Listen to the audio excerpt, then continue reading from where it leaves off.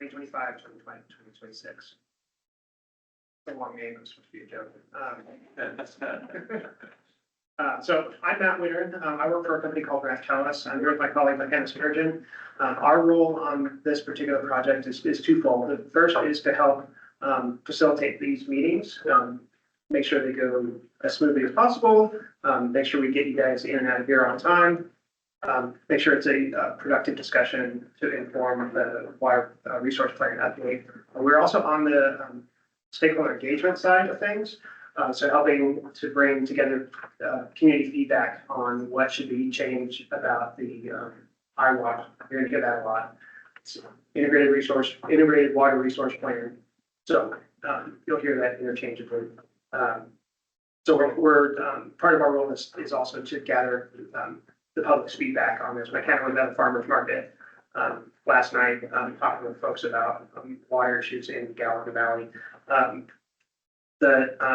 So we come from Denver, and it's remarkable to me every time I come up here how Bozeman reminds me of Denver from like the late 70s, early 80s when I was growing up, and how water issues in the semi-arid area down there are pretty similar to what you guys are facing up here. I spent many years working at Denver Water in the government stakeholder relations department, so I don't know why, but I just fell in love with this topic and this issue. And I'm fortunate enough to be able to get paid to help other people get excited about it and talk about it as well. So I think we want to talk through the agenda here tonight. So we're going to start off every one of these meetings. You'll see the owl here. It's recording. We're going to be posting these meetings on the city's website for transparency. Folks who couldn't be here tonight to observe will be able to have a look at and see what transpired here tonight and at all our meetings. We also, because this is a public process, we welcome public comment, and that takes place right up front at the beginning of these meetings. And so we'll have an opportunity. I don't think I see anybody in the room here that would qualify as public comment, but I think we do it anyway, right? Yeah, I think we should do it anyway. Commission does it anyway. Yeah, so we'll go through public comment. We'll do some a little bit more of an overview. Many of you, I think, have seen the draft charter of the WAC, and we're going to go through that at a pretty high level and ask for this group to adopt it or recommend amendments to it to adopt it. Then we'll talk a little bit about the context of the water situation in Bozeman. We have our colleagues here from A2S who they're a engineering firm that's very prominent here in the state. They went through the 2013 process and they drove that process and it won an award for basically here's how you should do integrated water resource planning in the state of Montana. So we're thrilled to have them back at the table here helping us to update the current plan. You'll find them to be a deep well of knowledge on these issues. So we welcome you guys to the table as well. So we'll talk about context. We'll talk about the basics of planning. There are some there's assumptions that we have to make when we're talking about long range planning. We're trying to predict, and we don't have a crystal ball, but we're trying to predict what the water issue is going to be like for the next 50 years. And so there's certain assumptions that you have to make at the front end of that to try to get your planning right. So it's one of them is how much population should we assume? How much should we assume that climate change is going to have a role in changing the water landscape? And then also conservation. To what degree can we as a community rely on water conservation using glass to help stretch our sources further? And then we'll talk about meeting two. So I think that's my initial setup for the formalities of things. Jessica, do you want to run through the public comment? Sure. Thing?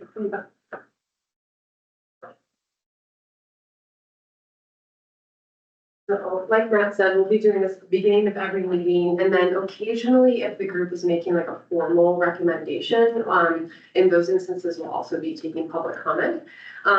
So this is the time to comment on any non-agenda matter falling within the scope of the Integrated Water Resources Planning Committee. There will also be time in conjunction with each agenda item in which a formal recommendation is being made. Please note the committee cannot take action on any item which does not appear on the agenda. All persons addressing the committee shall speak in a civil and courteous manner, and members of the audience shall be respectful of others. Please state your name and place of residence in an audible tone of voice for the record, and limit your comments to 3 minutes.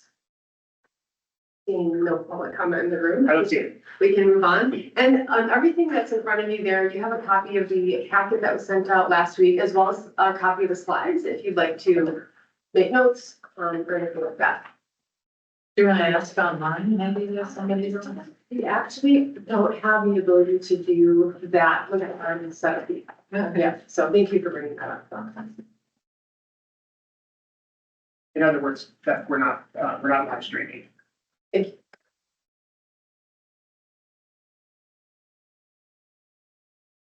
We going to give public comment.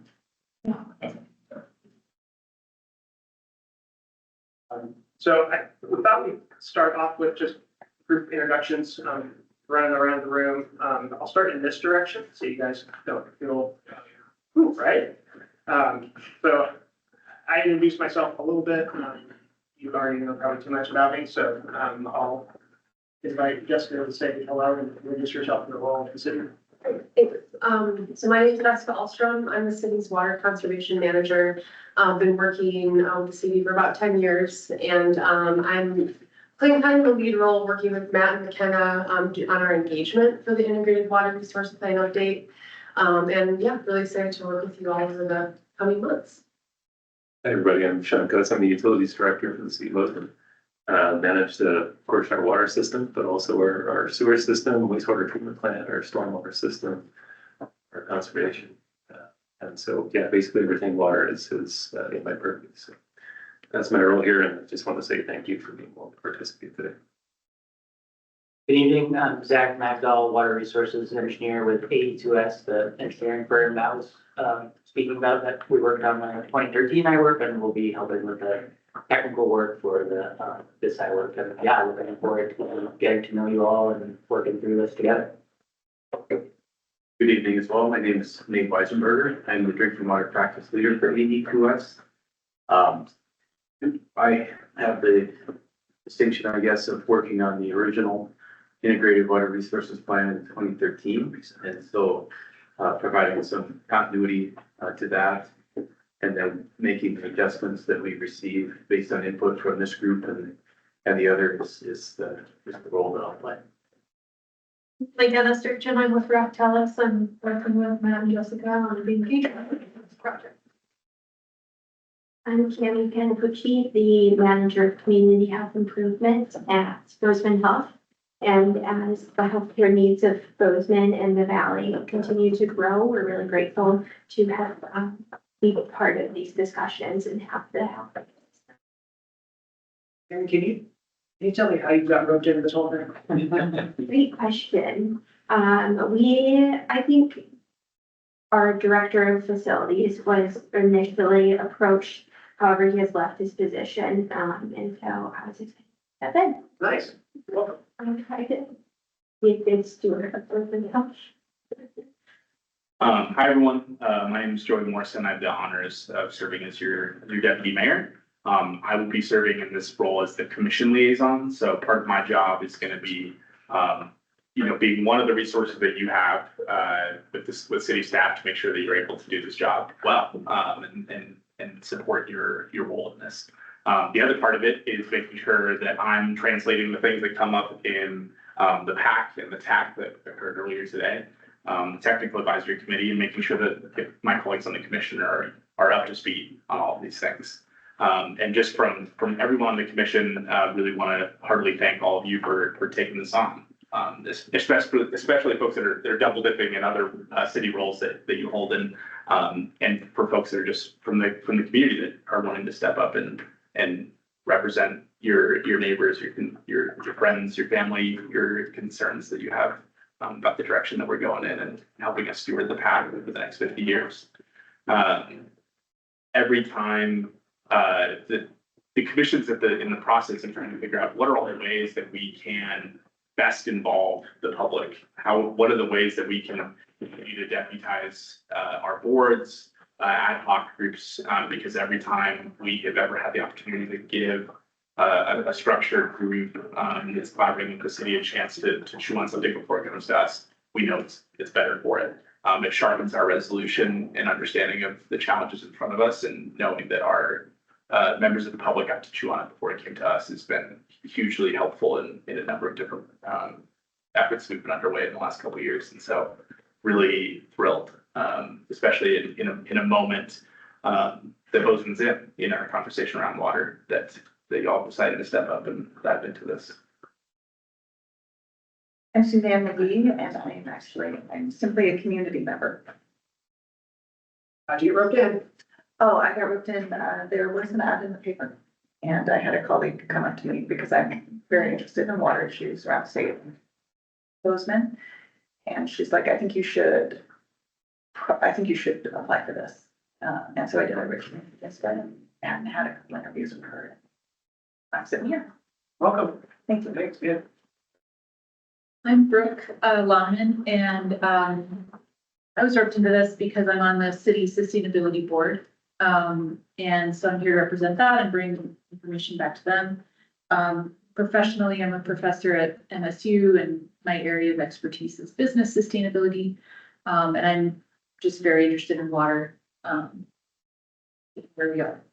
Happy to be here. First day of classes today, yeah? Yeah. I'll be in tomorrow. Oh, yeah. I'm assuming. Everyone, my name is Grant Sight. I was born here. My dad moved here from Denver back in mid-70s, everything that you were saying. There's too many people for him back then in Denver. And he's out of here, came to Bozeman. Where's he going next? What's that? Where's he going next? He's sticking around here. Okay. Yeah. So I grew up here. My dad started Bridger Builders, which I've now taken over. We're a development company, Bridger Land Group. So we're invested in this for the long term, and grew up here and want to stay here. So obviously we have multiple goals of one, we're consuming a lot of water, so we want to make sure we're protecting that. And two, just love the resources here, love the fish, and make sure we're balancing all those things together. So Grant, what's your specialty? we do mostly residential development. Okay. Welcome. Thank you. My name's Beth Boyson. I'm a member of the Inter-Neighborhood Council for City of Bozeman, and they needed a liaison, so I volunteered. I have family in Denver and family in Las Vegas, and water is a big topic. Yeah, we have police that cruise around Las Vegas and check you on your water. So that was interesting to me, but I'm very. Surprised what names they get called. It's an interesting job. Not for water. Too many drops on the sidewalk. Yeah.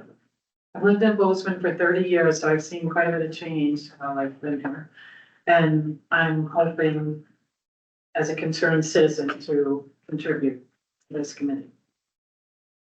And report back to the Inc. Thank you. I know we have one member of the committee who's online.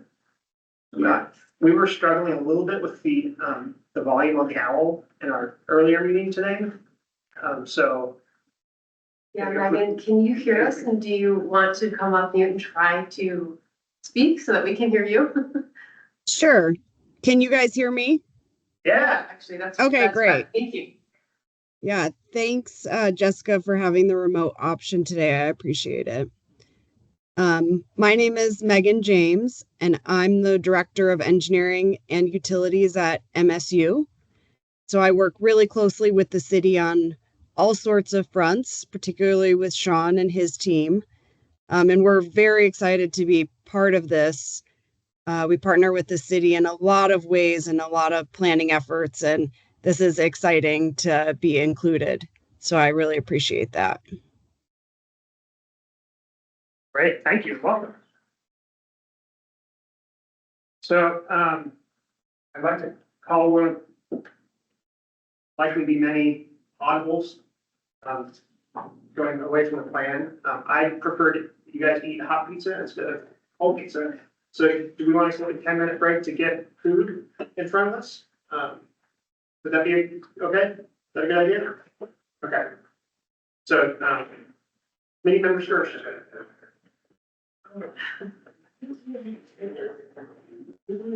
Would you do the presentation for earlier today? So there's another, subcommittee called the Technical Advisory Committee, the TAC. You're the PAC, together you form the WAC. We'll get into that a little bit later, but there's lots of voices, and eventually we're gonna, marry these. And the name.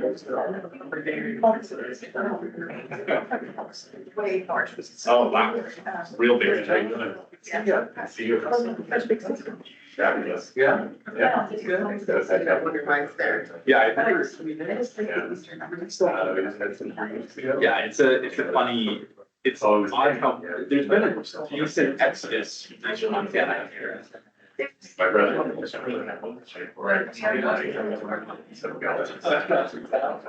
Yeah. How about you?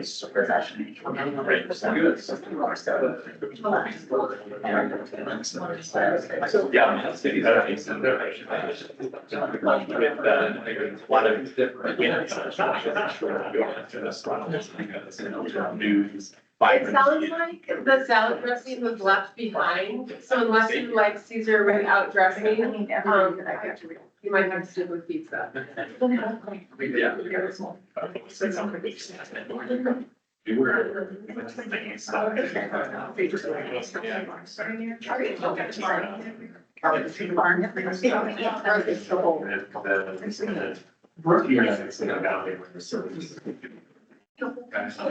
They just got a small scale. Okay, so lots of people are really good. All right, no other means. Oh. Well, he's. Just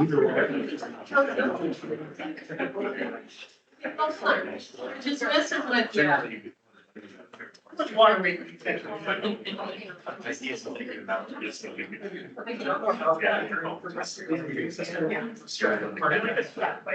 So.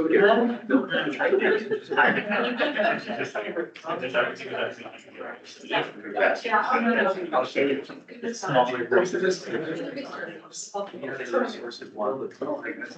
Yeah, we stressing.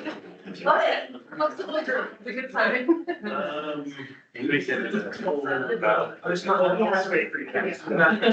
Yeah. I'm gonna unplug you just. Accidentally take out the whole technological. Now it's getting. That's what comes after that. I think the next right now, it was moving. Like different mechanics bigger. So it's like this, suddenly outside the path was cut into rock face. I mean, yeah, you got a rock face. I wait till and it's a big picture, you know. But then you have this color that's kind of curious. Can't see through on the. Let's see what it's like. This is all the other side of the line, like looking back at the tunnel. I think, of course, what's that way. Or nice. At least, yeah, that's a good, I like that. You can take back. It was like really fortunate.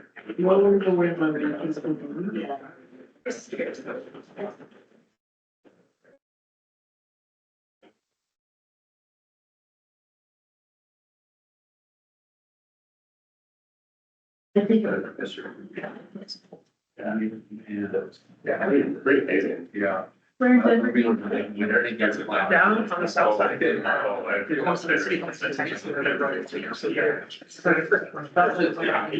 Southwest catalog.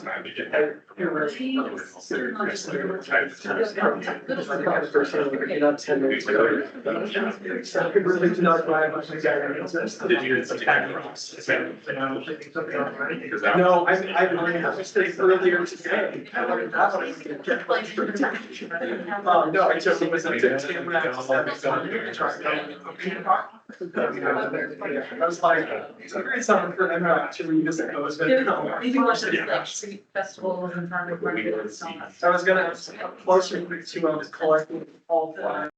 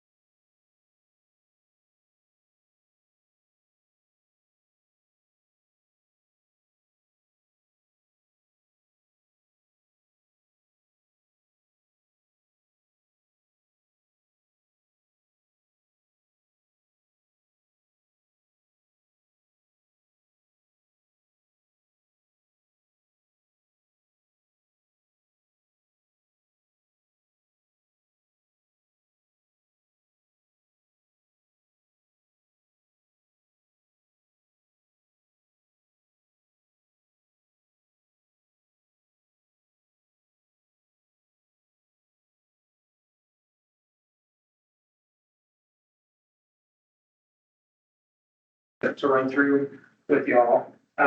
So first, we wanted to share with you some terms that we are going to use a lot. Consider this a little bit of a starter with glossary, right? So the first is that integrated water resource plan. What is that? It's the document, the current ones have been in place since 2013. It guides the city's water policy and management that outlines certain alternatives to improve the water supply resiliency of the city. Does that make sense? There's always a plan. Think of the WAC as an umbrella, okay? So the Water Advisory Committee. So this is, the charge of this group is to review, discuss, and recommend strategies and alternatives for water resource management based on the goals of this specific process, okay? So that's the WAC, it's the umbrella. Under that umbrella comes the TAC. That's the Technical Advisory Committee. So this is a group of water engineers, environmental scientists, some retired folk, I forget, technically minded people with an interest in water. They form what's the Technical Advisory Subcommittee. So we started them off, they're about 2 or 3 meetings ahead of you guys. The idea behind that was we wanted to get started in the process, and I'm not sure we had this group identified quite yet. So we said, let's just jump in, we'll catch up a little bit later. So then there's the Public Advisory Subcommittee, that's you guys. So your job is to represent community interests, neighborhood perspectives, business and development considerations, housing interests, and public engagement priorities. So we're going to be asking you pretty much the exact same questions that we're asking the TAC. We had a good discussion earlier today because we were looking through some things, and one of the members of the TAC said, "Oh, that's not something that the PAC should really be dealing with. That's not a technical thing that we should be dealing with." And our thought was, well, we're all parts of this community, right? Just because you have a technical mind doesn't mean you don't have an opinion on a certain social issue or topic, that sort of thing. So we're going to bring the same kinds of technical things to this group to have those conversations, because you guys are part of the community, and it's it's just fine for good discussion. So, everybody on board with the PAC, the TAC, the WAC, and IWA? Okay. So, drilling down a little bit, in the responsibility, so, we are really counting on you guys to bring your diverse perspectives to the table here. You guys all have different views, you have different values, you represent groups that have different opinions and perspectives on things. All of these voices are welcome at this table, okay? We also are looking for this group to provide input on some alternatives. When we say alternatives, that's just a fancy way of saying a choice that we're making, and that involves water, okay? So we're going to be talking about the policy and potential community impacts of selecting one particular alternative over another, kind of balancing those different issues to try to find the right things for the city here. Ultimately, it's our hope that a little bit later in the process, we're going to marry the PAC and the TAC together. And it's our hope that the two groups will come forward to the commission with a unified recommendation to adopt the updated IWRP that we built together, that AE2S develops, come to the commission and say, Mr. Deputy Mayor and Commission, we thought these things through. There's some tough choices that we're making in here. There's some tough trade-offs that we've considered. There may be some controversial things that we're recommending, but we recommend that the commission adopt this updated plan for the city. So that requires reaching some form of consensus, right? And I'll ask at every meeting that we look at consensus being something that, it's something that you may not fully full-throated support, but it's something that you understand your neighbors' concerns about that, and you can live with that compromise, right? So we're going to try to build a whole program around understanding each other's priorities and trying to find the balance between sometimes competing objectives. Does that make sense? Okay. So this is like other this is a public meeting. So Jessica has a very close relationship with the city clerk. As a witness, that's true. So Jessica, do you want to just walk through some of the fine details here? Yeah, so per Montana state statute requirements for public right to know and participate, there are a few things that we need to adhere to as we engage together. So one is approving minutes at every meeting. So subsequent to this, there'll always be meetings to approve on the agenda, minutes to approve. Public comment, as we went over, is part of it as well. All of the meeting agendas and dates will be published on the city board's calendar, and that will be published 48 hours before the meeting, or prior to that, but by 48 hours. All of the meeting recordings will be posted online after the meeting as well. And quorum rules apply to any board like this that falls within the purview of the city. So basically what that means is that no more than 50% of the members of the PAC can discuss any items under the PAC's purview at any time. And that includes emailing. So 3 of you could grab coffee and discuss things, but not 4 of you. And then when the whole WAC is convened, there are also 6 members on that committee, so a total of 12. So then that would be, 50% cutoff would be at 6 people. And so we'll just have to keep that in mind. And we have secured this location for, I think, all of the future meetings. So this will be your home on PAC meeting days. Any questions or anything housekeeping stuff, really? But thank you, Jessica. So how many of you, be honest, how many of you read the draft charter? You skimmed it, fine, yeah. So the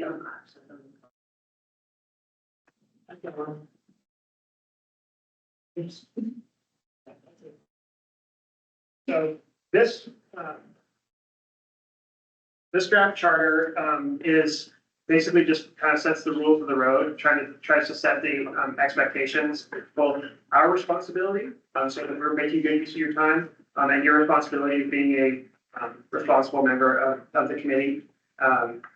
It describes in pretty good detail kind of the size of it, what different subcommittees are there, what the mission is and your responsibilities. This is not a small commitment. We're asking you guys to get together monthly for months on end. We appreciate the sacrifice that you're making. I always think about when I'm leading something like this, that I'd rather be on my couch being attacked by baby dachshund than two small children of mine than here. And I know you guys also have families and other responsibilities, so we really appreciate your participation here. Were there any questions about this or concerns or any adjustments that anybody recommended or wanted to talk through before we get really involved here?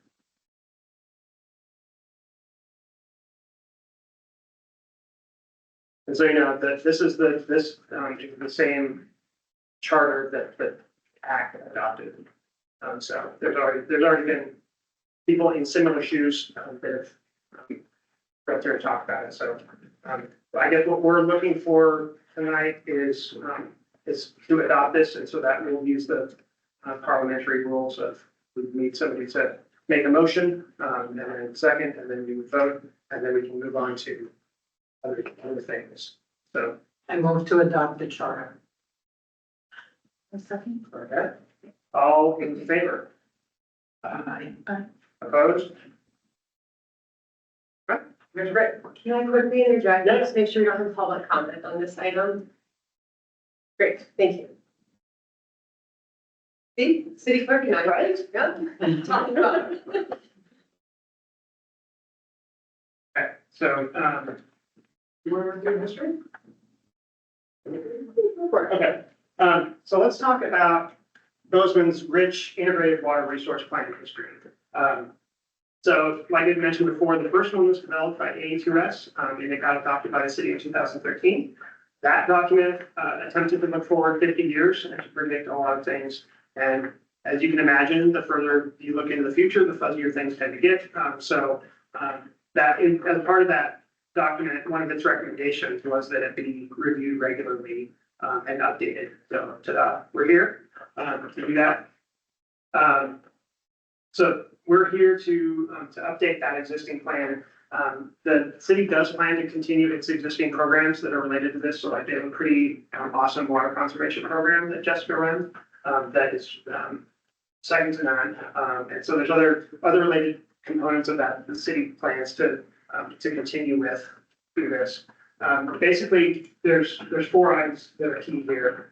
So it really helps inform and guide elected officials in what is good water policy for the community.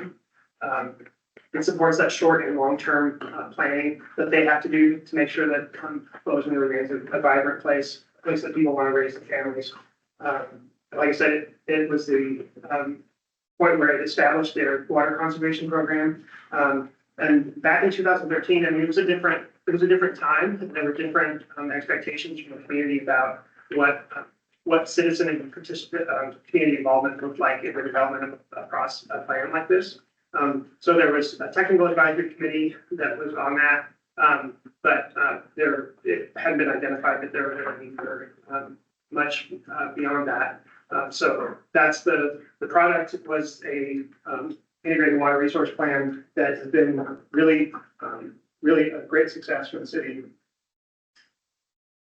So average water demand, so it's 13 through present, has decreased by 25 gallons per person per day, which if you multiply that by the number of human beings in the city, that's huge.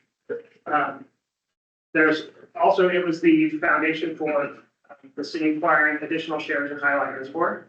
So when shares come up, that is property, that is an asset that can be sold on the market. And so the city always raises its hand and says, we're interested in bidding on those particular shares. And it's been one of the ways that they've made their water portfolio firmer over the years, purchasing of those. there's two systems, in the city that use non-potable irrigation. So one of those is the park and the other one's the cemetery. So the sports park and the cemetery, yeah. Okay. Yep. The idea, of course, with non-potable irrigation is that you're not, it's at least less expensive product because you're not treating it to drinking water quality. There's still standards that apply, obviously, but, that allows you to save, the potable water that you've treated, for other more beneficial uses. So it's one of the many things in the arrows in the quiver, so to speak, for them. Also, there's some work being done to look at groundwater feasibility. So are there studies being done right now to say, how is there a way that groundwater can be part of our water portfolio? That's not an inexpensive process and it takes a long time. So it's been an ongoing thing for years here. And then really optimizing existing supplies and infrastructure. So there was components of the city's water infrastructure, and there were ways that they were operating the system that A2S and others found that there's like, oh, you can gain some efficiency here if you do it this way. You spend a little money, you can save a lot of water here. So all of those things were part of the original plan that's been in place since 2013.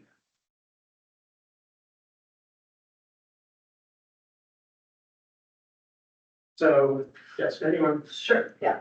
You want to tout a little bit? Sure, yeah. So in terms of, Matt mentioned that, we've done a few different things to expand our existing supplies as well as roll out a conservation program. So on the supply side of things, we've realized about 1,300 acre feet of water since the 2013 plan. And just for context, an acre foot of water is enough water to serve about 4 single family homes or 8 multi-household units in 1 year. And visually, it's like the size of a football field, a foot deep in water. So that's what an acre foot is. You'll be hearing that a lot over the next number of months. And looking ahead across our 5-year capital plan, we expect to realize an additional almost 1,600 acre feet of water through supply expansion. On the conservation side of things, we have saved, Matt mentioned that we've reduced demand by 25 gallons per person per day. That shakes out to about 1,600 acre feet of water since the adoption of the 2013 plan. And just looking at our conservation plan and looking ahead 5 years, we anticipate saving another 1,000 acre feet of water through conservation. Yeah, that's good. Yes. That's per year, right? Those numbers? The 1,500 and 1,000? Yeah, thanks. So, I think Matt sort of touched on this, but, he did mention, right, that any long-term plan, like a 50-year plan, needs to be revisited. But in addition to just the need to do that, we're updating this plan now because of changing needs in the community. A lot has changed over the last 10 years, and we recognize that and want to take another look. The fact that we have a PAC this time is an example of that, right? And the fact that, as we continue to grow, it's just really important that we build this sustainable water future. And so we just recognize it's time. And frankly, we've made a lot of progress implementing the recommendations out of the 2013 plan. And so that's another driver for the update happening right now. Okay. Well, reveal it all tonight. I know, sorry. Well, All right, so here's the project timeline. You'll see a big red button there saying we're here. We are, as we all know, 2025. We have convened the Water Advisory Committee. We're working on solidifying process objectives and analyzing this foundational data. The idea is that we're going to get this group together on a monthly basis to lay the groundwork for analyzing those alternatives. Okay, deciding which ones we want to pursue and which ones we want to leave behind, which ones we want to study more, which ones we want to just completely take off the table. Next phase is when we rank the alternatives. So that's when we get to play the game of which combination of these is going to be the best fit for Bozeman's water future. Okay, so we'll have different portfolios that'll contain different concepts of water supply. And we'll be working together with the A2S's help to come up with the best combination of those alternatives, to drive us into the future. So at that point, there's gonna be a lot more technical work being done, by A2S, and so we might, stretch the, meetings from currently about a month to about 6 weeks. Give them time to have real sharp pencils when they meet with us. And then late, in 2026, our vision is that we would have, the PAC and TAC as the WAC, have a recommendation that they can go, take to commission, and say, we've studied this and we think, this is the best way forward for the city of Bozeman. It's a long time, but it's careful study that needs to be done, because this is a serious topic. It made my heart smile when, I think we met the first time, and you said, you know, I don't want this to be done fast, I want this to be done right. So that I think gives us the permission to have really good conversations in here about where our priorities should be, and then be able to come to what should be a consensus at the end of the process. So at this point, I know it's fast.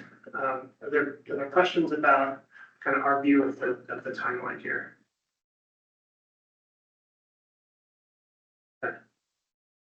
We're eating a lot of pizza together. So, believe. Dave. The architect. We'll call on an engineer and architect. I can take it. Again, my name's Nate Weisenberger, as I reported in my introduction to you. I was involved with the initial integrated water resources plan development PAC in 2013. So I'll give you kind of a high level overview here today, not try to get too much into the weeds. If you have any questions as I'm speaking, please don't hesitate to interrupt me and we'll talk through it.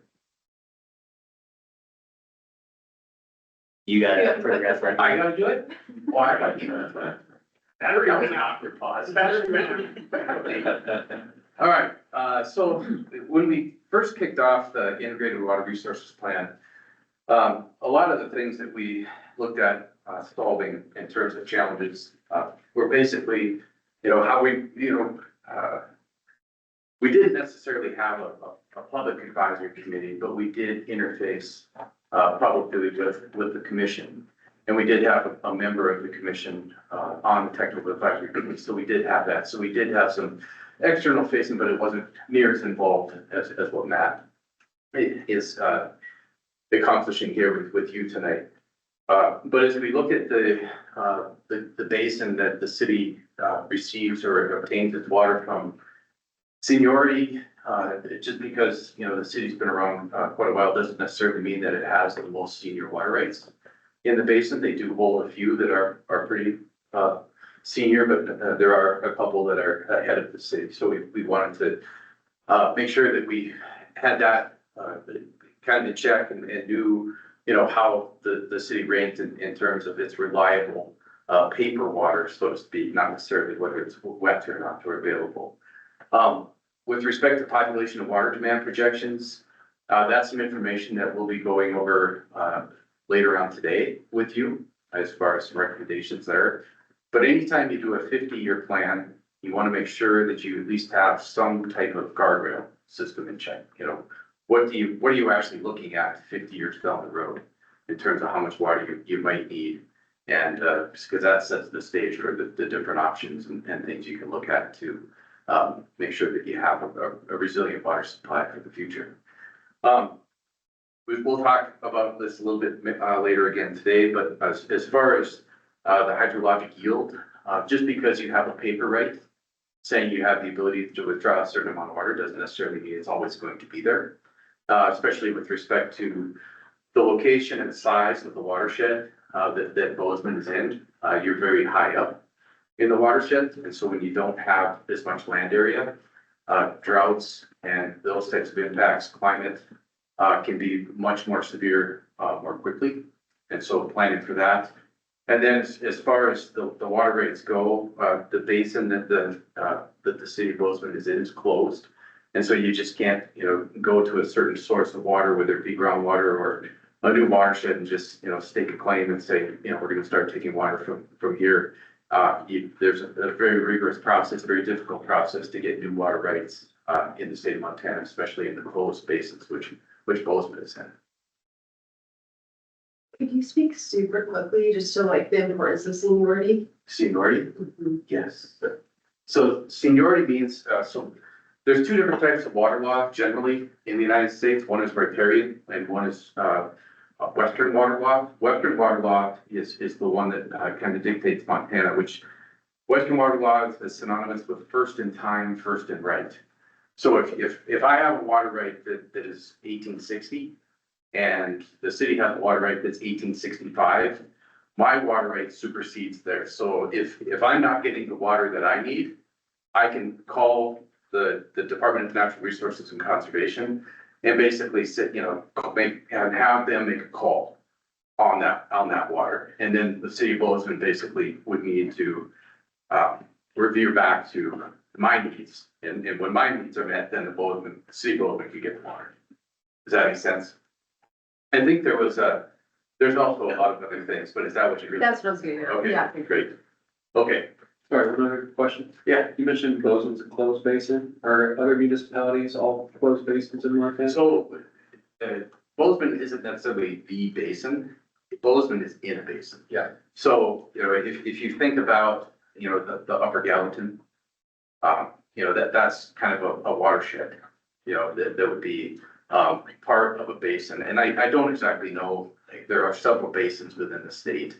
And, like up in the Flathead, I think they still have the ability, it's an open basin. The Yellowstone, up in the northeastern part of the state is still open, so you can apply for and receive water rates, pending appropriate evaluation. But as the state moves through and adjudicates the water rates in these basins, that they eventually become closed. And the basin that the city of Bozeman is in, as is Belgrade, as is, other community systems in the valley, it's in a closed basin. And they deem them closed once they feel like there's. Unfortunately, the way that water law kind of came about to be in western states is a lot of people would just basically stake claim and file it with the state. And so there wasn't a lot of checks and balances on that process back in the early days. And so many of the basins in the state of Montana, in fact, I would probably say most of them that are probably closed are over appropriated. Is Big Sky in that basin? Yes, I believe so. They're in two basins. Madison, that. Any others? So when we did our study back in 2015, we knew that, based on, the various challenges that I spoke to on the previous slide, there probably wasn't like a silver bullet. And so what we wanted to do was we wanted to come up with several different possibilities or options that the city could consider to meet whatever water supply needs or resiliency objectives that the city had. And so some of those different solutions consisted of water conservation and system efficiency, which was reported here already earlier today.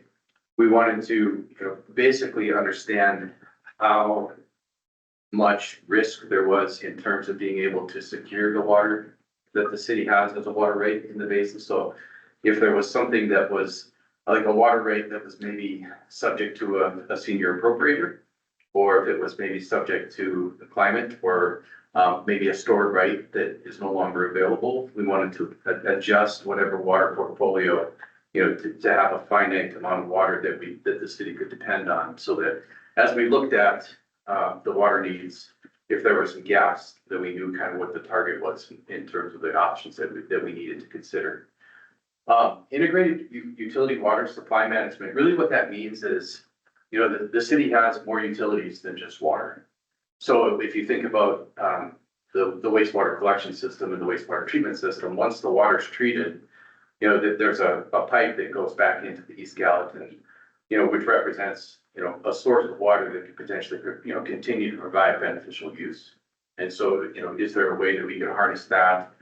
Or, you know, if you could collect, and, you know, use stormwater, from a precipitation event, you know, those are some of the ideas that we have with respect to integrated water utility, supply development. And then looking at new water supply development, you know, if conservation and, you know, some of those integrated options, you know, didn't necessarily meet the objectives, or if we were developing a series of portfolios where we wanted to look at several different options, we looked at water supply options. So is there another basin that's adjacent to the basins that the city uses now that they could potentially serve as a source? Could we look at groundwater? Could we import water from a long distance away to bring that back? Those are some of the new water supply development options. And then what we did, we took, you know, a series, we ranked these and developed a series of them in form of portfolios. And those portfolios then were the options that on a larger scale were evaluated compared against each other. Looking at population projections, we have discussed this quite a bit with the technical advisory committee. But for the initial water resources plan, you know, basically, you know, I always joke about when you do a projection, you're probably not going to be right, but you want to be within a certain window of reasonableness.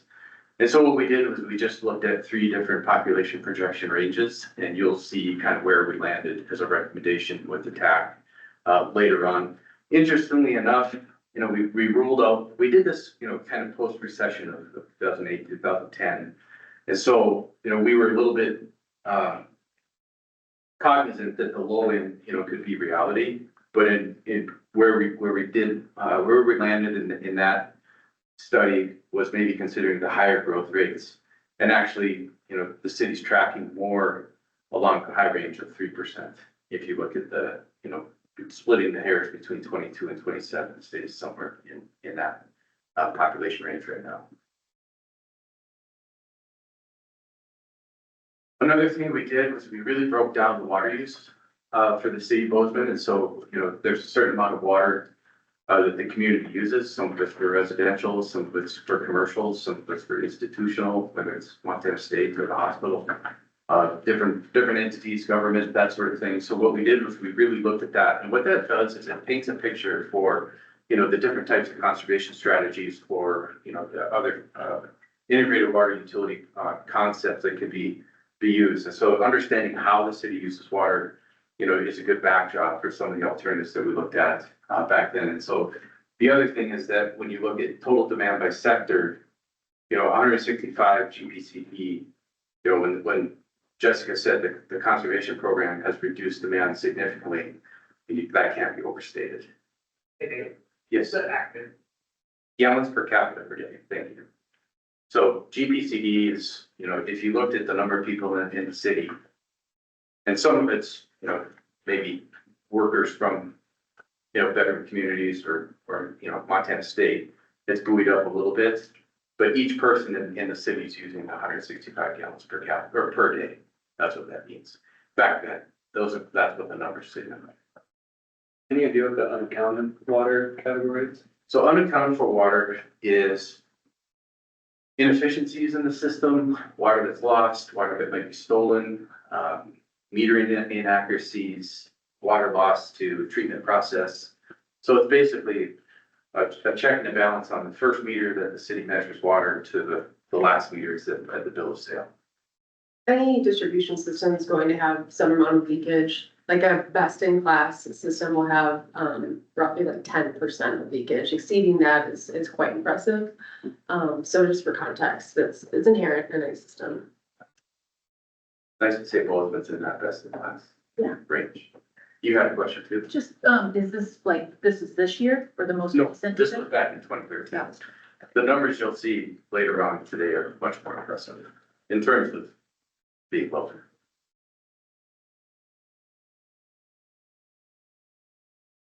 So we don't have necessarily the numbers in terms of the water rates for each of the sources that the city of Bozeman uses, but in terms of the sources or the supplies that the city relies on for its community water, you know, Bozeman Creek, Middle Creek, Highlight Reservoir, Those are all on the south side of Bozeman. And so that water is collected by intake and then delivered to the city's water treatment facility. It's treated there and then delivered to the community as potable water. Up on the north side, kind of on the northeast side, you have the Lyman Spring source. Probably the initial source for the community. Very unique source based on the geology. But essentially that water is delivered pretty much under gravity. They just minimal treatment. And that water is delivered to that side of community. But as we looked at those different water supplies, we did evaluate their susceptibility to drought and potentially in ways that they could be expanded or optimized under the initial integrated water resources plan. So the biggest picture, the kind of the consequence of doing all of this analysis is when you extend population projections forward and you have the impacts of drought or potential climate impacts, especially during the summer months, you find times when the existing rights just they're not adequate. And so, when you increase demand and potentially decrease supply due to climate or drought impacts, really what that indicates is you need to have a more robust or a more complete portfolio to improve the resiliency or the reliability of the water supplies for the city of Bozeman. So we did identify some gaps.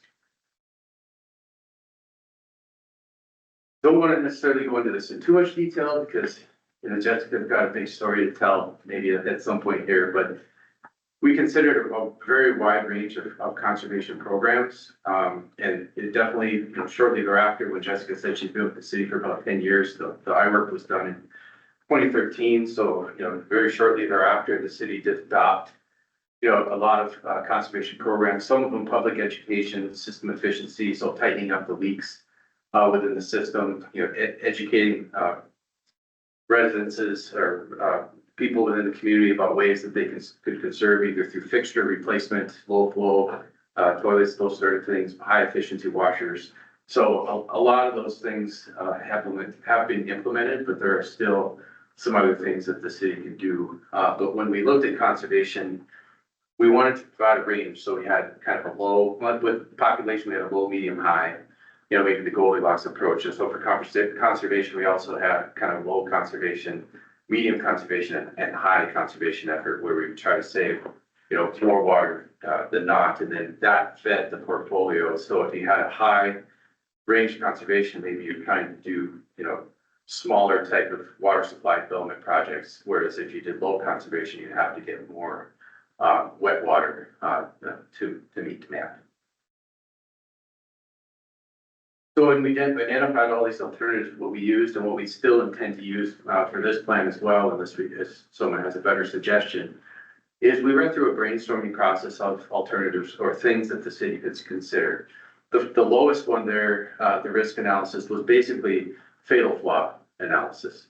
If we wanted to throw everything at the wall and see what's stuck, if something just didn't pass muster, then it got screened out at that first level.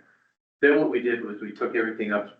What made some sense, we moved up to level 2, and then we would evaluate those based on qualitative criteria. And then things that made it to the third level got a lot of juice in terms of figuring out whether it was worth the squeeze. And so if you're thinking about how much did it cost and how much operation and maintenance is it going to need, we compared it against a bunch of qualitative criteria, to give some context as far as non-cost considerations. So we really did a robust analysis on a few of the alternatives that then comprise those portfolios. So when we put those portfolios together, we wanted to evaluate the seasonality of the supply and the demand. We evaluated all of the alternatives on a monthly time step, given that that graphic that showed the shortages in the summer. Each of the portfolio items got a life cycle cost analysis for the portfolio over the 50-year planning period.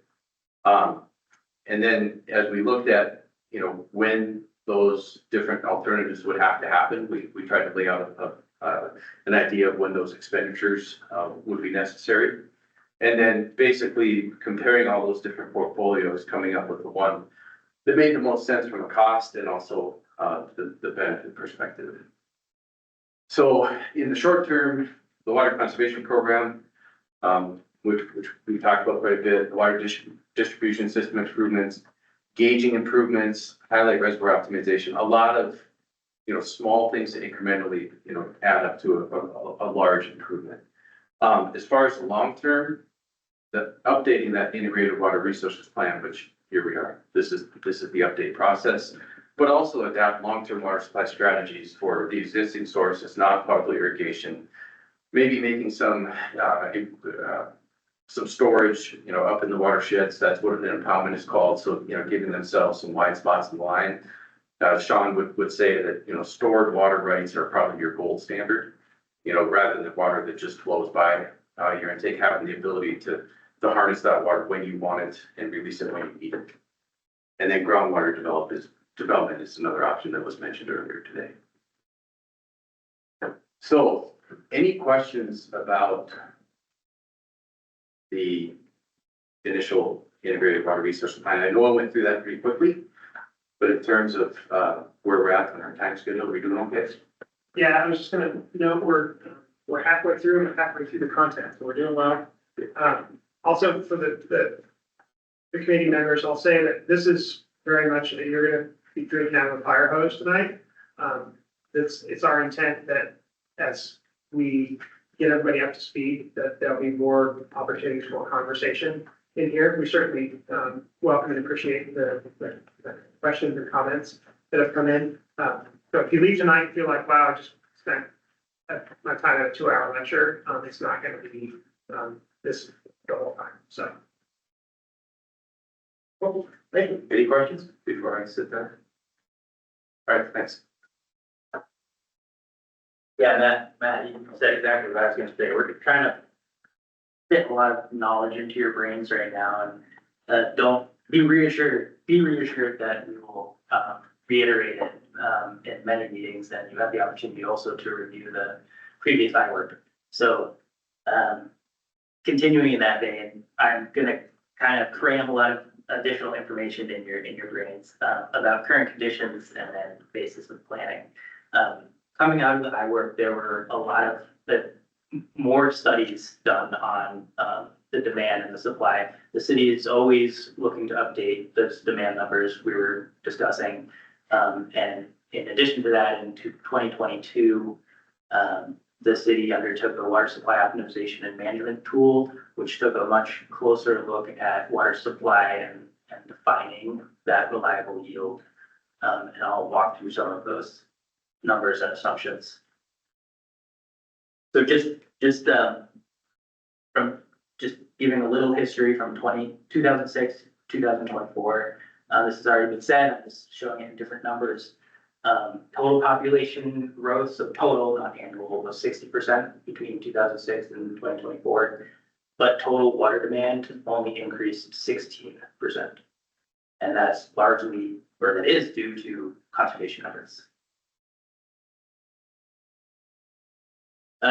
This is just showing that population of the city from 2006 to 2024. Just to show there's some slower years and then some obviously more aggressive growth years. Equating that to demand, so this looks different, right, than the population. This is annual demand for that same time period in acre feet. Again, only increasing, whatever I said, 16% from yesterday. Could you go to the previous slide real quick? Yeah. When you introduced this slide, you said it was from 2006 to 24. It's actually 24 years from that. But if you do focus on kind of the year 2000 to present day on the far right part of that graphic, the steepness of that is really what Zach is indicating. If you compare that to then the next slide where it's not near as. So again, conservation is winning. So why is that? I think the number you were showing on your slide in 2013, 165 gallons per person per day may have been off, but anyway, regardless, dramatic improvements have been made to per capita use. Thanks to Jessica and her team and the water conservation program the city implemented coming out of the integrated water resources plan. So again, today in 2024, so not today, we were at 117 gallons per person per day. The average for the last 5 years was about 120 gallons per person per day, which is the number we're recommending to use as the baseline to move forward for this analysis. And that accounts for all metered water and that non-revenue water or that lost water. That accounts for all produced water. Yeah. Do you have any idea how that compares to other cities? But I was gonna, Yeah, I hope I have a slide. I think I have a slide in here. I do have a slide. Okay. I have a slide. Jump in there. This is just looking at it in graphical form. From 2006 to 2024, the reduction in per capita demand, and this is the slide you're asking for. So Boulder, Colorado was 133, Bend, Oregon, 157. So, and to be honest, I just don't know if that's metered or total production. Either way, we're doing an amazing job at conservation. Looking at it in a different way, just per household rather than per person. Bozeman is at 190 gallons per household per day. The national average is 254. And in Western states, it's 314.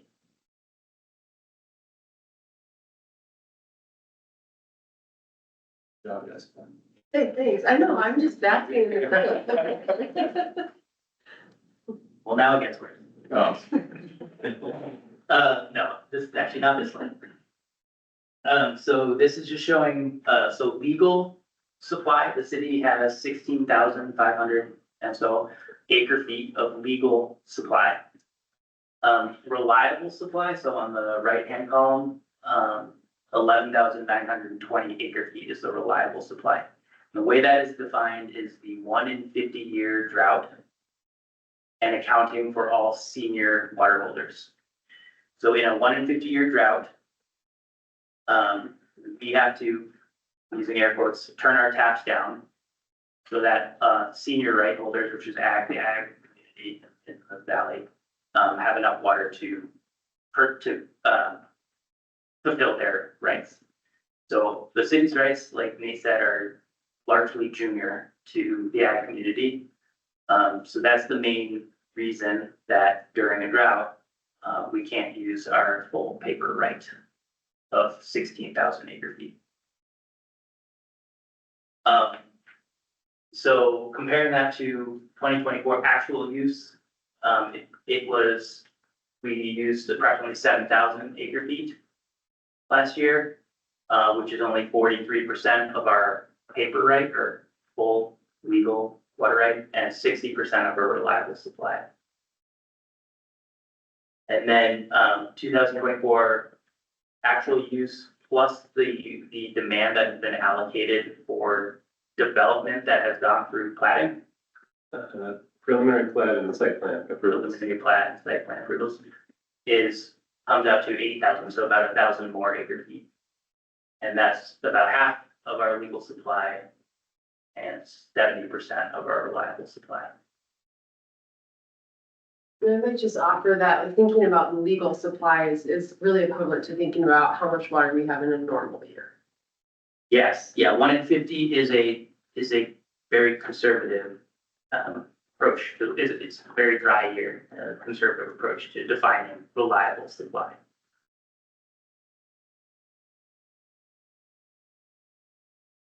Okay. Basis of planning. So Nate kind of went over, and I think I hopefully will reiterate some of what Nate talked about in the 2013 IWRP. Our job is to recreate that, but with better data, with newer data, with updated information, define that demand curve and supply, and then identify the supply gap. And we've talked about this with the TAC for 3 meetings now. So try to catch you up. The three main items are the growth rate, climate change impacts, and water conservation. So the previous IWRP may alluded to this, but just giving a little more detail, used two growth scenarios, a moderate growth and a high growth. The moderate projected the 50-year population to be 85,700 people. The high growth projected the 50-year to be 140,000 people in the city of Bozeman.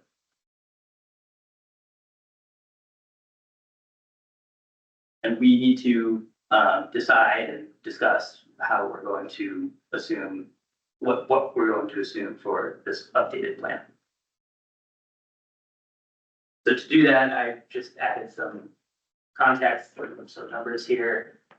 Assuming we grow at a 2%, 2.5%, 3%, 4%, 5% growth rate for the next 50 years, consistent, just straight annual growth rate. Where would we be in 2075? So this is a 50-year plan. So 2075, 50 years from now. Where would we be for city population? And what would we be density in people per square miles? And then I provided some sample cities just to give you some context. So large and dense. Sean, would you mind restating what you shared earlier about what the peak growth rate was during, I think it was probably during COVID, and what actually is more recently? Yeah, so at the peak of COVID, officially we were over 4% growth rate. And unofficially I heard numbers as large as 6% during the peak. The latest growth rate number that we have this year is 1.4%. So we've actually dropped off pretty dramatically since the peak of the COVID growth spurt. And accounting for the recession in 2009 and the pandemic, the average from 2006 to 2024 was 3% annually, about 3% annually. Just to widen that margin of long-term view.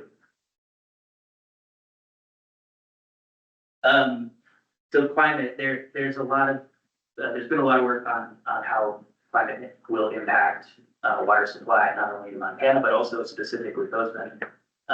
In 2022, part of the water supply flow. The IWRP looked at it, and then again in 2022, the city looked at it with the water supply optimization management tool at how climate change is projected to impact water supply.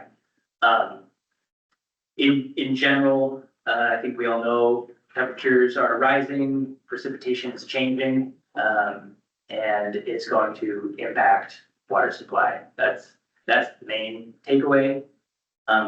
Quantitatively, how that is projected to impact the city's water supply is summarized here. So again, that reliable yield is what the city currently has in a 1 in 50 year drought. So already a conservative estimate of about 12,000 acre feet.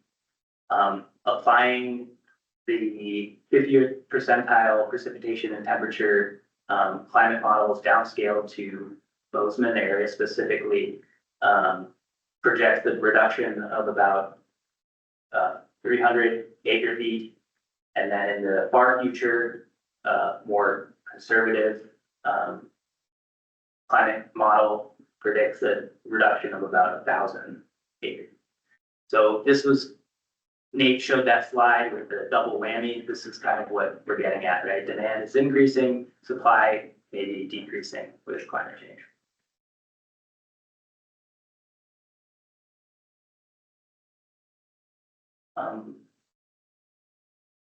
Thank you, Matt. If I jump in and add a little context there. Yeah. So if you look at the climate change report from 2017, basically the predictions for Montana are saying that, we're going to have these increasing temperatures. So what happens is you basically lose storage in the form of snowpack. So you've got a reduced snowpack that comes off earlier in the season, so it comes off, in the earlier in the spring and doesn't last quite as long into the summer. So that's what we're basically trying to work towards. How do we address that? How do we counteract that? And the state legislature talked about that quite a bit in this last legislative session, and they prioritized basically storing water because that's one way to offset the impact of losing snow. So they've the legislature provided some grant funding that they're going to be working on distributing over the next couple of years to look at how we improve storage across the state. And you'll see that as a theme, certainly in what we're talking about here. Is there a way to incorporate fire into the post climate change? Does that have a huge impact because you need so much water to fight them? That has not been looked at specifically. However, the city maintains a risk and resiliency plan, which incorporates responding to and dealing with fire as it's very vulnerable. The sourdough and highway drainage are vulnerable to forest fire, which would impact the city's water. And thank you for bringing that up. That's a really good point that not only is this about increasing supply, it's about making supply more resilient to the vulnerabilities that are already here without growth. So I like to keep that in mind as we're working through all of this as well. Yeah, and to that end, just a couple of projects that we're working on actively. We work pretty closely with the Forest Service on their fuels reduction program. They recently did a project to basically thin out some of the trees up above our sourdough watershed. And then the next step over is the next basin over in the highlight watershed. So that's the next place they're looking at fuels reduction. But then another project we're doing just from an infrastructure standpoint is if you go for a hike up sourdough right now, you'll see some work on one of our intakes. And basically that work is to take an open water intake and then basically bury that in sand so that you get this sand filtration. So if you ever were to get a fire and you get a lot of sediments that come off and then stormwater runoff from that all that vegetation being gone, basically it allows that intake to still continue to function. So we are doing some of those resiliency projects now. So, but you're exactly right. That's part of the discussion for your water supply plans. How do we make that water supply resilient? That project is really cool. If you haven't hiked up sourdough recently, you should check it out. I feel like we've hammered this in several slides, but just showing it again. I think the reason I'm showing it is for the next slide, which is a very brief summary of the city's most recent water conservation and efficiency plan. That probably at the next PAC meeting or the one after that, we'll go into more detail on. But the city has laid out various groupings of conservation measures to further conserve or reduce demand. They have three, so the conservation program or the conservation plan is from 2023. It's available on the city's website to review.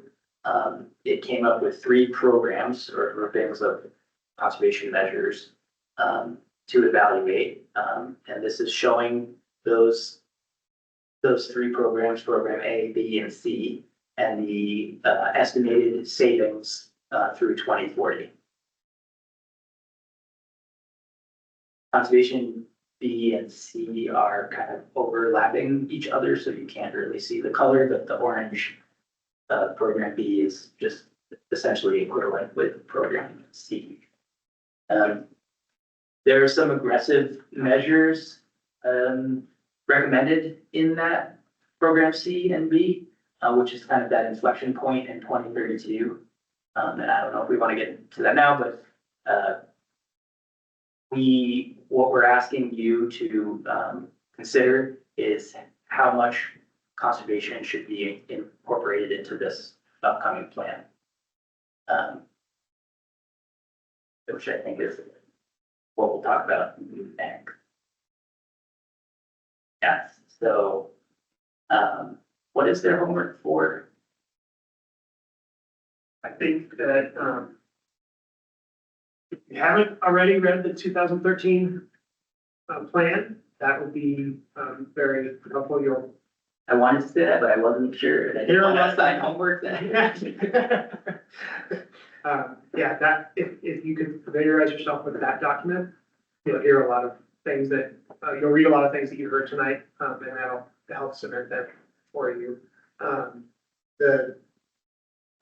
I guess I wanted to ask the group here, if you, it's a fire code, so we're kind of towards the end of what we wanted to present, so there's time if we wanted to take it to talk through about, more in-depth questions about, what went into the original plan, how that plan performed. We have the subject matter experts in the room to have those conversations. I know it might be hard to have questions after people threw a lot of information at you tonight. I'll leave it there. Is there, at this point, and are there any questions or anything that came to mind that we went too fast and you didn't get a chance to figure your hand out quite soon enough before we moved on? Yeah. I guess I would just ask, I skimmed through read through as much as I could of the report.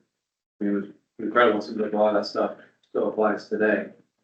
Were you guys able to track like each of those objectives that you tried to implement and how successful each one was and what worked and what didn't?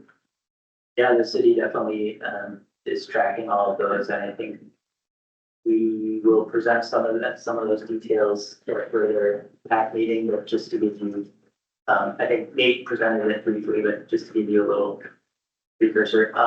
So yeah, the city continues to seek additional water rights within the Highlight Reservoir, and they have acquired some since 2013. So making that supply more resilient. Obviously, the conservation program was a huge success. The two non-potable irrigation projects are great examples of how to use other water rights, other water sources to offset potable water. So the cemetery, Sunset Hills, and the sports park are both watered with non-potable irrigation water. Yes. Which athletic fields are we referring to? The ones on Ellis or the soccer fields? The big soccer field over Okay. at, yeah, over at Oakham, Cottonwood. What is the non-potable water? Yeah, Yeah, that's what's the source? yeah, so for that source for the sports park, that is, those are ag irrigation rights that were tied to the properties in that area. So we basically, there was a ditch that ran right by the sports park. We were able to acquire the water rights to irrigate the park with that. So that's what we use there. And then on the cemetery irrigation, we had an irrigation water right on Bozeman Creek that we put to use. So basically we, and you may see this, if you walk on the Alligator, trail, and then basically up on the Pete's Hill, we got a little pump station right there near that intersection with Church. And then we pump water basically out of Bozeman Creek up to the cemetery. So Without treating. correct. Okay. Yep. Yeah, so that's the real advantage, I think, of using those irrigation sources is we're not investing the money in the treatment. And so that's quite a bit more cost effective. And you'll see as you dig into the water rights more as we get into the process, it's a little bit easier for us to use that water for irrigation. Again, kind of coming back to that concept of a lot of the ag rights are in priority. There is a specific place of use associated with all of those ag rights, and there's a specific time of use. So when we acquired those rights, as we annexed property and acquired those rights, then those conditions still apply. It's very difficult to convert those to municipal potable water rights. So, but it's much easier to just use that as an irrigation system. Have you guys been successful in converting the rights to potable water? Not yet. Yeah. Not yet. So we're actually in the process of trying right now. So it was talked about very briefly that we're looking at developing another municipal supply. It has been done in the valley in a couple of other cases, but that's what we're working on. So to do that, basically, the concept is you're you're taking some of these ag rights, you're basically allowing that to infiltrate into the water system, and then you punch a well at it at a location where you can run it back out. That's one way that we can improve the resiliency of the water supply. I'm curious about our existing water supplies that we're using right now, highlight alignments. Have they diminished or changed in the last, since like you guys looked at them previously? Has there been any adjustments in those? Like they outputting the same amount as they were 10, 15 years ago? Yeah, so what we're seeing is we get the same amount of precip or even a little bit more precip overall throughout the year. But the change is the snowpack. So the snowpack is, it's melting off earlier, starting earlier in the spring, and then doesn't quite last as long into the late summer and early fall months. So that's the challenge that we've had now.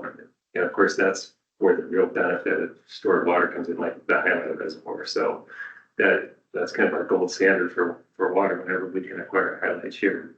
That's really valuable to us because we get that storage. But it's been interesting because we haven't seen a decrease in total precipitation, and that's actually what the climate models are predicting, that we still get the same amount of total precip over the year, if not even actually a little bit more precip, but it's coming more in the form of rain throughout the year. We have a drought management plan in place as well, which we can talk about at a future meeting. And with that, we have this tool where we can track our drought conditions, including snowpack and other supplies that we rely on. And so we can just try our best, right? You can never predict a drought, but try our best to sort of capture what's happening in real time so that we can respond appropriately and declare a drought event if we need to as well. That's one of the cool, we'll come right to you. That's one of the cool things about this opportunity here is that, in 2012 and 13, when the original plan being put together, you had a certain volume and type of data. And, as we all know, data has just exploded since then. So we have a lot. We're going to get you guys put in on some really cool tools that the city's been using. That's kind of a custom tailored dashboard for them that takes into account just an amazing amounts of sensors. And data points. If you're a data geek like me, get excited. We're gonna go.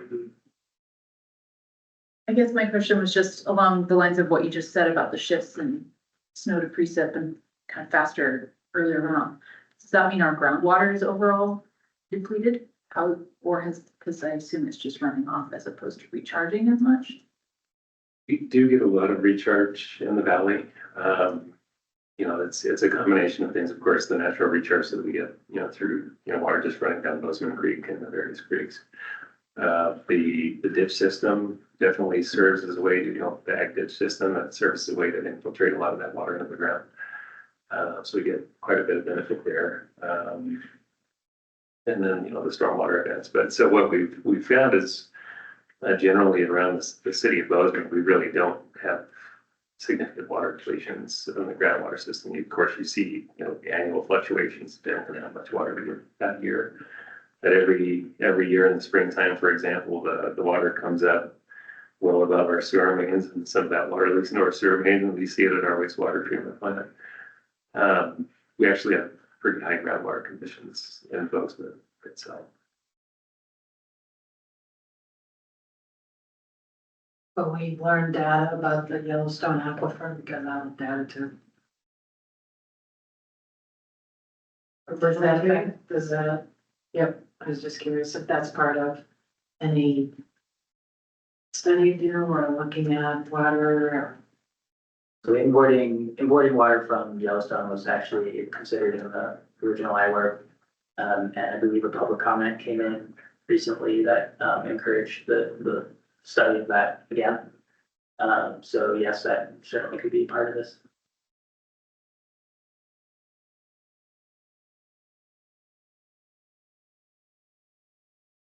The last set of questions I'll have is on the basis of planning. So is it clear why we have to have assumptions in place before we go into the planning process? So your population, how many people need to drink water, juxtapose that against a trend line of less water use per person.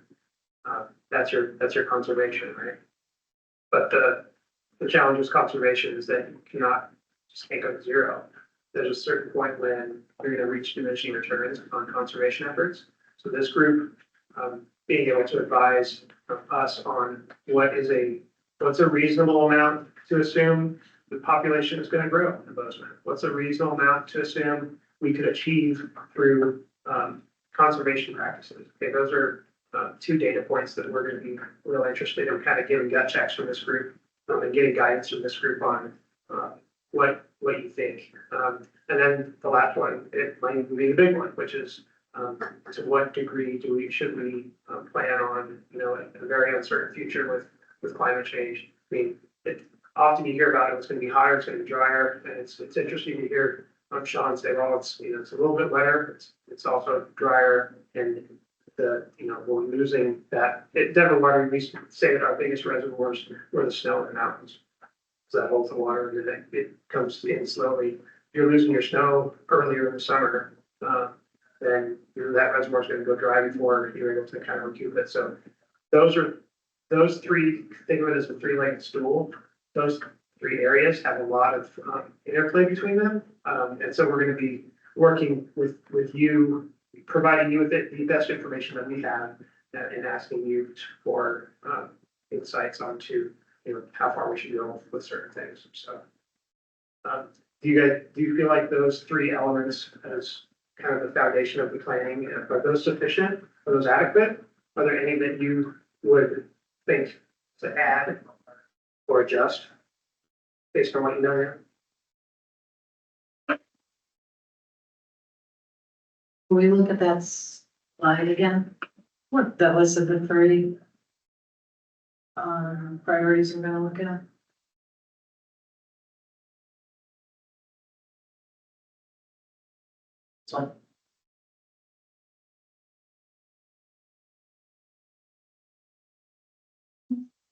So, I understand that the overall per capita demand average over time has gone down. I did note that in the last few years, it's ticked back up again. Do you have a sense of why? Just for our assumptions, like it isn't continuing to decrease, it was this one, the chart, that the line.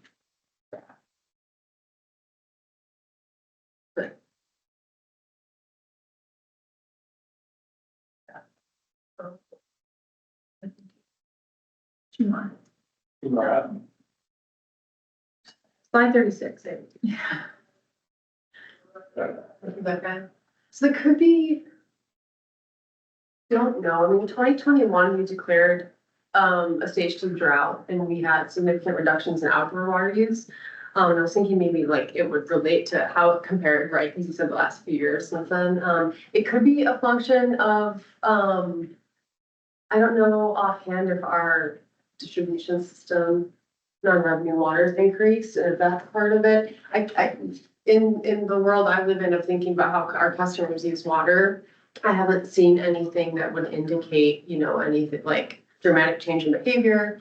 So I'm not really sure if I can speak to that. Would that include like wet year, dry year kind of consideration? Yeah, I mean, fluctuations in how hot and dry the summer is, which is a direct function of how much, folks water their lawns and landscapes.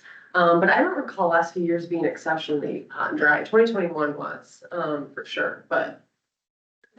Yeah, and our water system losses increased by 1% over that time since the last number. So basically lost a little bit of ground and water loss. I think that it's an interesting trend that you observed.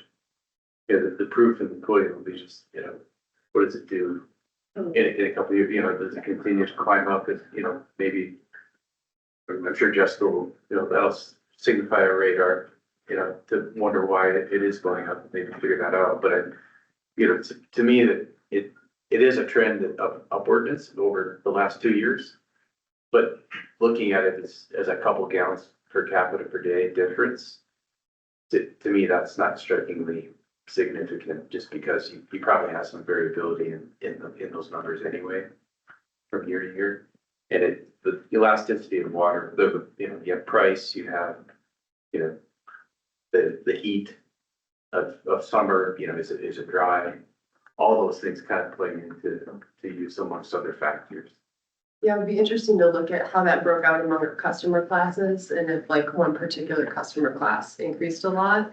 That might be a little bit more indicative of what's driving that. But we can look at that too. Even MSU enrollment Mhm. can play a big role in that, right? So if you've had an increase in enrollment at MSU, if they're not counted necessarily in the census, but they're using more water, you're gonna have a higher value. And I think enrollment at MSU has increased over the recent years, hasn't it? Or am I wrong? Yes. So that might be one factor amongst others. I was also drinking a lot of water. Very remarkable. It's a really high day. We'll blame it on Becky there. I thought last summer was really hot.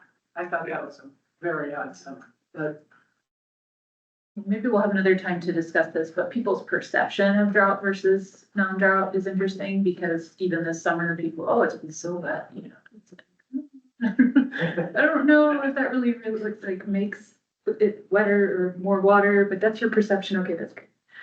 Yeah. Certainly, when you have a declared drought stage, then there's certainly community, we're pulling together, we're gonna save water. And then when that falls out of the news because the drought stage is not in place anymore, I think people will get a little complacent maybe on their water efficiency work. That can be contributed as well. Yeah, you're just, I'm sorry, it looks like you're ready to say something. is water conservation part of the UDC?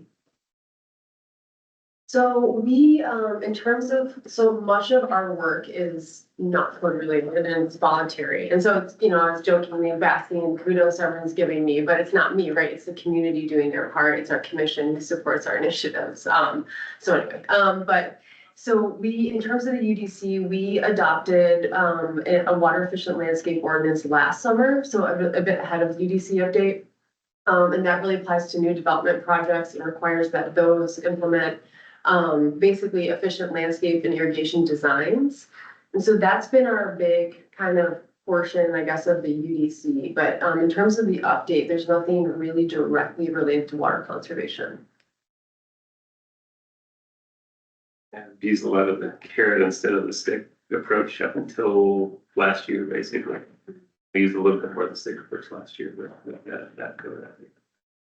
Yeah, we implemented, in terms of like policies, we implemented, permanent mandatory water restrictions in 2022. Following on the heels of that drought declaration, we have a drought plan in place, which is a, policy related item, and then this ordinance. That conservation plan and the recommendations in that include some more, but that's kind of all we have so far. Have incentives for like water stations too, right? Yeah, we have 10 different rebate programs.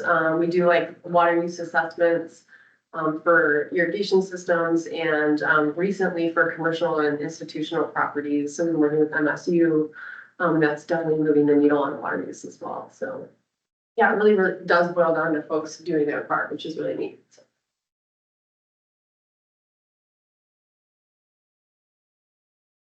Yeah. We accomplished our mission tonight. Sorry about the homework. But it would be a good read.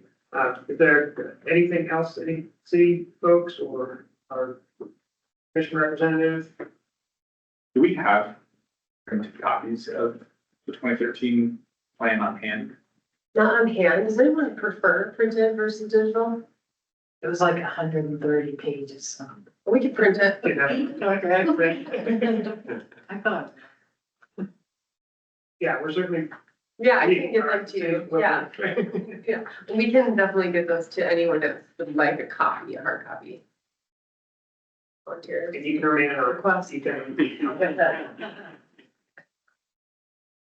I wanted to ask if there's anything, I mean, we all have acknowledged and appreciate that this was drinking from a fire hose situation, but is there any sort of back to the basics, water 101 that the group feels like they need to be able to kind of get their arms around all of this at this time?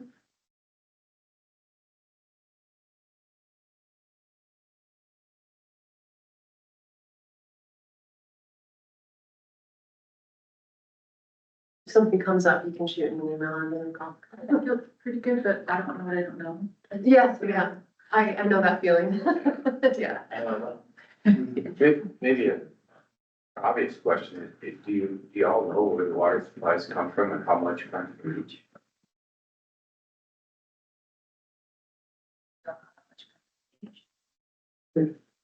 Zach, you have some of that on top of your head, maybe?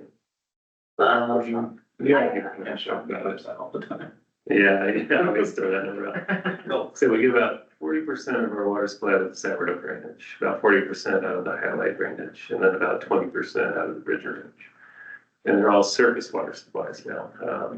So again, that's, the surface water supplies are a little bit more prone to the drought scenarios. So that's one of the, again, one of the advantages of having a storage reservoir like highlight, but then, as we look to develop, groundwater supply, that's another way to get that form of storage and. But yeah, we're surface water supply right now. And the water we use out of Highlight Reservoir really is just used in the summer to support, really just, the increase in demands associated with outdoor watering. So during the winter months, we rely on those, what are called direct flow rights. So someone mentioned the water that's flowing by and they're capturing that. So we rely on that most of the year. I think Brooke, you brought up the perception of drought, and I meant to comment on that because we recently did a survey that's supporting like a national end uses of water study, and there were about 100 people that took it, and it was this year, like this spring, I think, and it asked a question about what you think our current drought conditions are, and it was overwhelmingly basically the sentiment that, yeah, we're experiencing drought right now. And so I think that there's, this group, it'll be really, I'm looking forward to working with this group, especially because of the opportunities to kind of talk about what people are out there saying, thinking, right, and how we can address that, whether or not it's, sharpening the pencil and doing analyses, back at the lab, if you will. But like, I think all of that stuff can really help improve, what we do as a city, even if it's not the technical.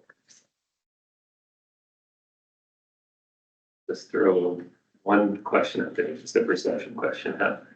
What percentage would you guess our water supply is going to irrigation each year This is within the city. within the city? 15. I was gonna say like 35 or 40. We asking 50 to 60. Yeah. And 15. This is Price is Right rules, so somebody. So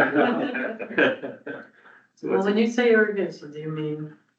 yeah, basically using it to irrigate landscapes, Oh, all that. landscapes, not just ag. not just, not basically all cities. Yeah, City water. 30%. It's a great engineer versus public terminology difference. Irrigation, meaning watering the lawn. Wasn't that the industrial slide? At 40%.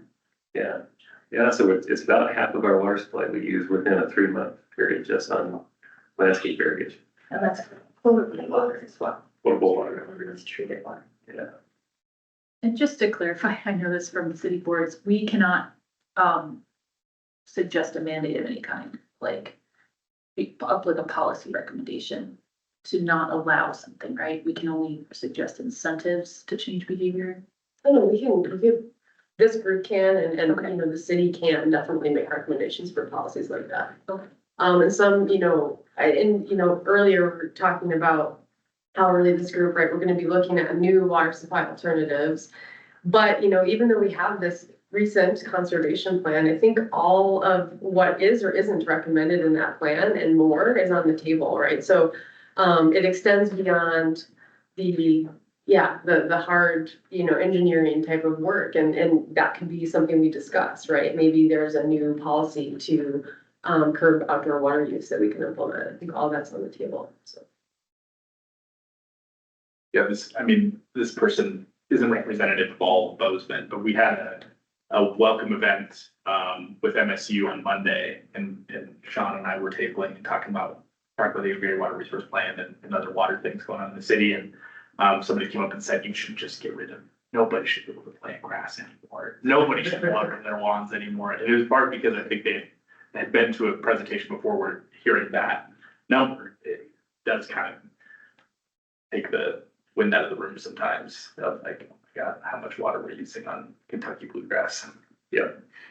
Yeah, and that landscape ordinance I mentioned, so it applies to all developments, so single household, commercial, et cetera, but, so going into that, right, prior to the implementation of it, like a typical single household in Bozeman of the entire landscaped area had 85% turf grass. And so now with this new code, that cap is at 35, right? So that's a big cutback. Commercial, it was harder to get a baseline for like the ordinance, but we estimate commercial was about 50% turf, and now the cap there is 20%. So it is nice to be able to acknowledge those comments and say, well, as we continue to grow, it won't look that way, right? We are kind of being strategic, making sure turf is used in areas where it'll be used and not just used when it's mowed kind of thing, so.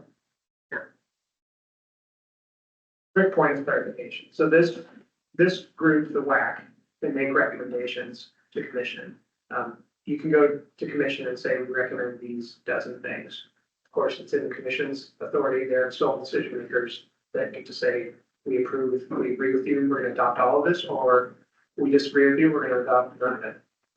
So what you take to them is not necessarily what becomes the policy, since they're the deciding body, but at least in my experience with these types of situations, and since we have a commissioner in the House, maybe you can confirm this, but knowing that you've had your constituents think hard on this, it's definitely weighs in the favor of that sort of thing. But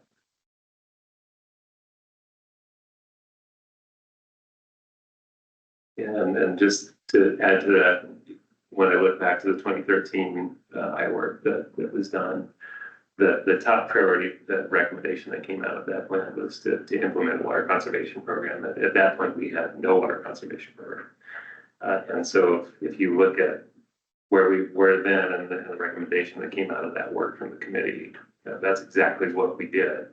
So it wasn't just checking a box. It was, we literally took the recommendation from the committee, implemented. And now we've got a water conservation program with 5 FTEs in the program. Pretty robust. I mean, there's another city in the state that even has 1 FTE dedicated water conservation. So gives you a sense that, this is an important process for us. I have a confession to make. I live in Great Falls, and the city actually encourages irrigation of turf, just to pay bills. They have more water and they don't know what to do with most of the time. So that's exactly opposite of where City of Bozeman's at. I think we should kick it out. Yeah, Great Falls, like encouraging, like plant just sphagnum moss the entire year, like the most water demand. Yeah, I think they go by and instead of policing it's not your day to water, it's like, you have a brown yard, you need to water. you need 5 more water lilies per square foot. I don't know how to feed the water lilies in this grass. It's interesting though how within the same state, only, a couple hour drive, you have a completely different dynamic. And that really is, when I try to emphasize, Bozeman's location within the watershed, that has a lot to do with that. If you think about the watershed that feeds Great Falls, it's massive compared to the watershed that Bozeman enjoys.